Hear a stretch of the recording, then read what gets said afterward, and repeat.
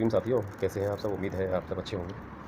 आज 14 अप्रैल 2024 का दिन है और ये महान और पवित्र दिन इसलिए है क्योंकि इस दिन एक ऐसे मसीहा का जन्म हुआ जिसने बहुजन समाज के जो लोग जिनको शायद इंसान ही नहीं समझा जाता, जिस कुएँ से या जिस तालाब से जानवर पानी पी सकता था, लेकिन वो कम्युनिटी के लोग वहाँ से पानी तक नहीं पी सकते थे। उनको पानी पीने का अधिकार, रहने का अधिकार, जीने का अधिकार, खाने का, पीने का, पहनने ओढ़ने का, शिक्षा, स्वास्थ्य, रोजगार और ना जाने कौन-कौन से अधिकार दिए हैं।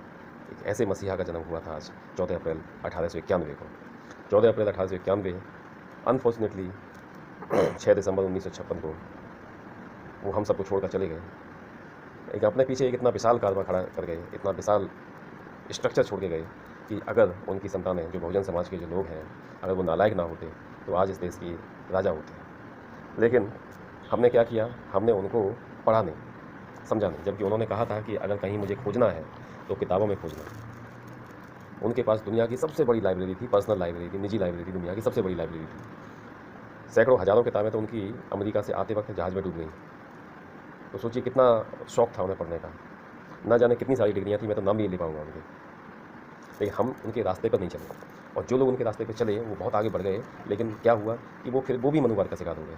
उनकी नौकरी लगी बाबा साहब के संविधान की वजह से, लेकिन वो जब नौकरी लगने के बाद कहाँ जाते हैं? वैष्णो देवी, करौली या महाकाल या कहीं और।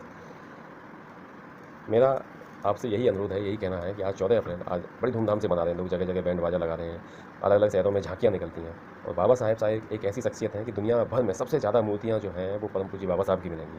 भारत के बाद में वियतनाम एक सेकंड देश है जहाँ पर भारत के बाद में बाबा साहब की सबसे ज़्यादा मूर्तियाँ मिलेंगी आपको। इसके बाद अलावा कम्युनिस्ट चीन, अमेरिका, यहाँ भी मूर्तियाँ लगी हैं, लग रही हैं, आगे भी लगती रहेंगी। और चाइना में सुना है दुनिया की सबसे बड़ी बाबा साहब की मूर्ति बन रही है। तो ये सब तो होता रहेगा क्योंकि वो इतनी महान शख्सियत थी कि लोग अपने अपने हिसाब से उनको ऑनर कर रहे हैं कि कैसे मतलब उनके एहसानों को चुकाया जाए। ये इतनी जो महानता थी उन्होंने जो की, भले ही भारतीयों के लिए की। अमेरिका वाले तो कहते थे कि जो अमेरिका का पुराने राष्ट्रपति राष्ट्रपति थे वो बोलते थे अगर उस ओबामा कि अगर हमारे यहाँ होते तो हम उनका नाम बदलकर सूर्य रख देते, सन रख देते।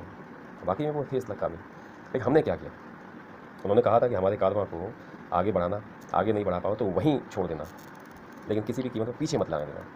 तो हम बराबर पीछे ला रहे हैं। और 10 साल में ये 10 साल है ये भाजपा की जो शासन है, इसमें तो हमने समझिए कुछ उन्होंने और कुछ हम लोगों ने मट्टी पलीत कर दी। एक बड़ा अच्छा कोट पढ़ा था मैंने कहीं पर कि हम बहुजन समाज के लोग कहते हैं कि ब्राह्मणवाद, मनुवाद, इसने हमारा नुकसान किया है, बहुत नुकसान किया, ओबियसली नुकसान किया है, नेचुरली नुकसान किया है। लेकिन हम अगर उसके बारे में ही सोचते रहेंगे तो कैसे काम चलेगा? दूसरा, हम जब पढ़ लिख कर भी मनुवाद और ब्राह्मणवाद से छुटकारा नहीं पा सके तो हमारे पढ़ने लिखने का फ़ायदा क्या है? ब्राह्मणवाद अपना काम करता है, वो तो खुद बढ़ रहा है, उसका प्रवृत्ति ये है कि वो खुद बढ़ेगा, आगे बढ़ना है उसको। लेकिन आप उसमें क्यों फंस गए? क्यों फंस रहे हैं आप बाबा साहब को मानते हैं, कहेंगे आप हाँ हम मानते हैं, बाबा साहब को एक आध दो किताबें पढ़ ली हैं बाबा साहब की, ठीक है साहब। लेकिन बाबा साहब ने उसके अलावा आजकल नवरात्रि का त्यौहार भी चल रहा है, नवरात्रि चल रहा है तो हमारे ज़्यादातर लोगों के घरों की महिलाएँ मंदिरों में जाती हैं। अब नौवां दिन आएगा और वो सब आएगा तो उसके भयंकर, वैसे रोज़ पूजा करें, लेकिन कुछ लोग ऐसे होते हैं जो पहले दिन और 9th आखिरी दिन पूजा करते हैं। तो हम उन पूजा करने वालों को नहीं रोक पा रहे हैं। वो महिलाएं भी कहती नहीं बाबा साहब की एहसानमंद है, वो बाबा साहब ने बहुत कुछ किया हमारे लिए। लेकिन बाबा साहब ने जब सब कुछ किया तुम्हारे लिए, तो बाबा साहब का जो 22 प्रतिज्ञाएँ थीं उन्हीं को पढ़ लो। उन 22 प्रतिज्ञाओं को भी नहीं पढ़ पाओ तो ऊपर की 5-6 प्रतिज्ञाएँ पढ़ लो केवल, इतना तो कर सकते हैं। अब क्या फ़ायदा है कि आप बाबा साहब के प्रति संवेदना व्यक्त करें और उनके जन्मदिन पर या उनके परिनिर्वाण दिवस पर, लेकिन आप उनके पदचिन्हों पे नहीं चल पा रहे हैं। उन्होंने क्या कहा था उस पर नहीं चल पा रहे हैं। और आपने उनको पढ़ा नहीं, आपने केवल मूर्ति, आप पहले से किसी देवता की पूजा करते आए, कुछ लोगों ने देवता रिप्लेस कर दिया कि हाँ साहब ये हमारे देवता, आप इनकी पूजा करेंगे। लेकिन उस चीज़ से बाहर क्यों निकल पाए? तथागत गौतम बुद्ध का जो धर्म है, बौद्ध धर्म है, जिसको अपनाया था बाबा साहब ने, उसको आप अपना पाए। जब अपना नहीं पाए ठीक है, लेकिन मैं कहता हूँ केवल बाबा साहब की 22 प्रतिज्ञाओं को पढ़ लो। 22 प्रतिज्ञा में 3, 4, 5 प्रतिज्ञाएँ ऐसी हैं शुरुआत की, उनको ही पढ़ लो।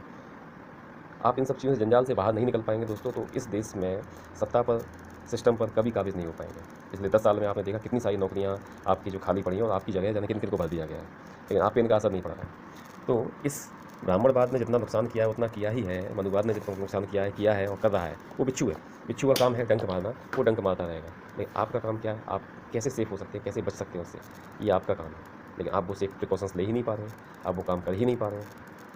ये डिपेंड करता है आपके ऊपर। इसलिए दोस्तों 14 अप्रैल मनाना आपके लिए तभी सार्थक होगा जब आप बाबा साहब के पदचिन्हों पे चल पाएँ। अदरवाइज़ तो ये सब भीड़-चाल है कि उसने एक झांकी निकाल दी, हम भी झांकी निकालेंगे, उसने 2-4 झंडे लगा दिए, हम भी लगा देंगे। इसमें मज़ा नहीं आता। बाबा साहब को समझिए, बाबा साहब को पढ़िए, नहीं पढ़ पाएँ आप, कम पढ़े लिखे हैं, अनपढ़ हैं, कोई दिक्कत नहीं। बाबा साहब की पहली 5 प्रतिज्ञाएँ पढ़ लो केवल, उनको समझ लो। रोज़ ओम जय जगदीश हरे करते हैं, उसी तरह से बाबा साहब की प्रतिज्ञाओं को बजाकर, घंटी बजाकर उनको बोलो, समझो। तभी ये आपका 14 अप्रैल मनाना सार्थक होगा, अन्यथा तो ऐसा ही चलता रहेगा। और ये भी कब तक चलेगा नहीं कह सकता, क्योंकि सरकार जब इस मोड़ की आ गई तो वो इसको भी बंद करवा देगी सारा। उम्मीद है 14 अप्रैल का महत्व समझेंगे, बाबा साहब की 22 प्रतिज्ञाओं को पढ़ेंगे, समझेंगे। इन्हीं बातों के साथ मैं अपनी बातों को समाप्त कर रहा हूँ। जय भीम, जय भारत, जय संविधान, जय ज्ञान विज्ञान। आप सभी को